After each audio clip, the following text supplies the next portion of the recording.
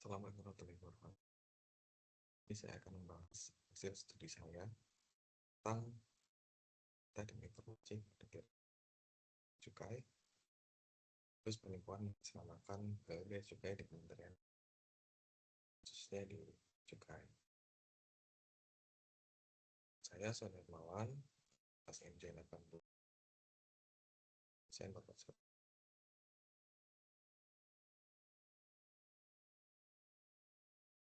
Terus penipuan melaksanakan bea dan cukai sangat marak ya.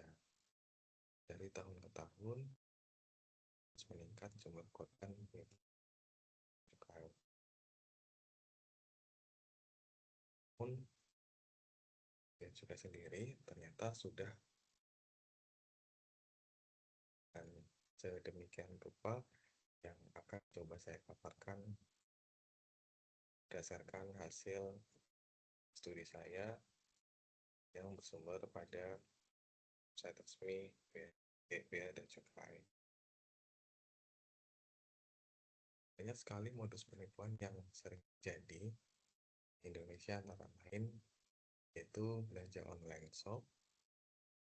Nah, biasanya korban ini tergiur dengan barang murah di media sosial. Setelah membayar, pelaku lain menghubungi dan mengakui bahwa petugas Bea dan Cukai dan menyebut barang itu ilegal dan disita, lalu meras korban. Setelah itu diminta dalih dengan uang tebusan. Dan ada juga modus mengenai romansa atau love scamming. Penipuan dalam kasus ini penipu berkenalan di media sosial. Contohnya menjalin hubungan dan berjanji mengirim hadiah mewah atau uang tunai. Nah, korban kemudian dihubungi petugas bea cukai yang meminta uang pajak agar hadiah tersebut bisa keluar. Selanjutnya modus yang ketiga yaitu lelang palsu. Pelaku menawarkan barang sitaan negara berupa mobil, handphone, dan lain-lain lewat situs atau akun resmi yang tidak resmi. Maksud saya akun media sosial yang tidak resmi dengan harga sangat murah. Lalu korban diminta mentransfer uang ke rekening perorangan yang diklaim sebagai bendahara lengkap. Dan selanjutnya modusnya adalah jasa registrasi email. Dari modus ini, biasanya pelaku menawarkan unblock email untuk perangkat elektronik dari luar negeri dengan tarif tertentu yang harus dikirim ke nomor rekening pribadi.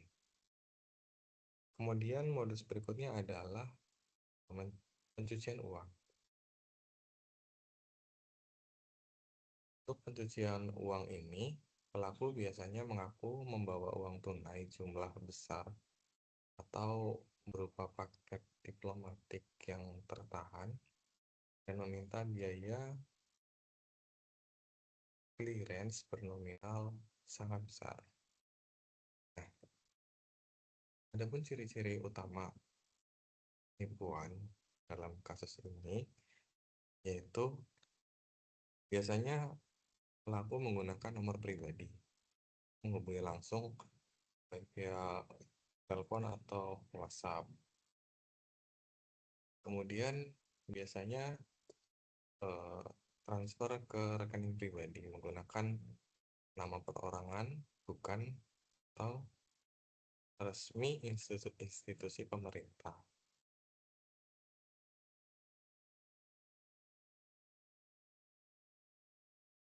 Kemudian ciri-ciri utama lainnya adalah ancaman pidana, yaitu dengan menakut-nakuti korban dengan denda puluhan juta atau ancaman penjara dan penjemputan oleh polisi jika menolak membayar. Ini kerap terjadi ya di beberapa kasus yang agar supaya korban ini panik, dan kemudian ciri-ciri yang lain adalah mengirimkan resi palsu berupa tautan link, pelacakan palsu atau tidak bisa menunjukkan nomor resi dan kurir internasional resmi.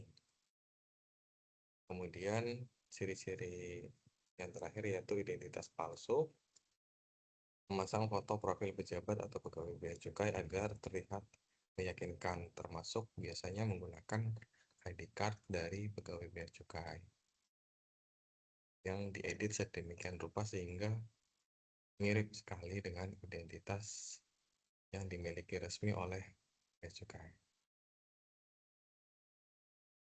Nah, kemudian ada cara untuk mengatasi yang dilakukan oleh Direktorat Jenderal Bea dan Cukai dalam menangani kasus keamanan data ini. Yang pertama,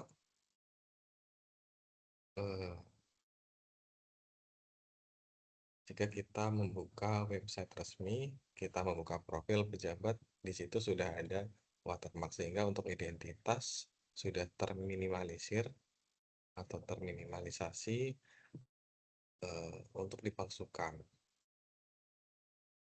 Kemudian cara mengatasi lainnya adalah dengan sosialisasi keamanan data kepada seluruh pegawai. Yang selanjutnya yaitu peningkatan keamanan data dan layanan sistem. Ini menjadi satu itu yaitu menggunakan layanan CISA. Sehingga penggunaan sistem terintegrasi baik pembuatan kode billing dan juga sebagai fungsi untuk pembatasan akses. Yang selanjutnya itu menggiatkan sosialisasi kepada masyarakat tentang terkait stop cek lapor. Dan ini gaungan bagi Humas Bea Cukai untuk memerangi penipuan ini. Apa sih dampak ketika keamanan data yang tadi tidak dijalankan dengan baik? Dampak yang pertama adalah jumlah korban meningkat. Tadi kita lihat setiap tahun peningkatannya cukup signifikan. Dan apabila keamanan data ini tidak diamankan, dijalankan oleh bea cukai dengan baik, maka akan lebih signifikan. Kemudian maraknya penipuan baru, peredaran data pribadi. Dan ini memang sudah sering terjadi di masyarakat, di kalangan kita. Banyak sekali penipuan yang menggunakan data-data pribadi. Kemudian kerugian finansial korban yang sulit kembali. Ini yang sepertinya susah untuk dikendalikan karena biasanya menggunakan rekening-rekening bodong untuk pelaku menggait korban. Yang selanjutnya adalah dampaknya adalah intimidasi dan pemerasan lanjutan. Dari keamanan tadi, kita tahu bahwa pelaku kejahatan sangat canggih, walaupun teknologi sebenarnya sudah canggih juga, namun penipuan juga mengikuti kecanggihan sehingga bisa menimbulkan intimidasi dan pemerasan lanjutan. Kemudian dampak yang terakhir yaitu rusaknya kepercayaan masyarakat kepada institusi. Nah, ini yang sangat riskan untuk institusi apabila data yang dimiliki oleh masyarakat apabila tersebar dan digunakan oleh pelaku akan menimbulkan banyak korban, akhirnya dampak jangka pendek maupun jangka panjang akan menimbulkan penurunan kepercayaan kepada institusi. Demikian presentasi dari saya, hasil studi dari saya. Terima kasih. Assalamualaikum warahmatullahi wabarakatuh.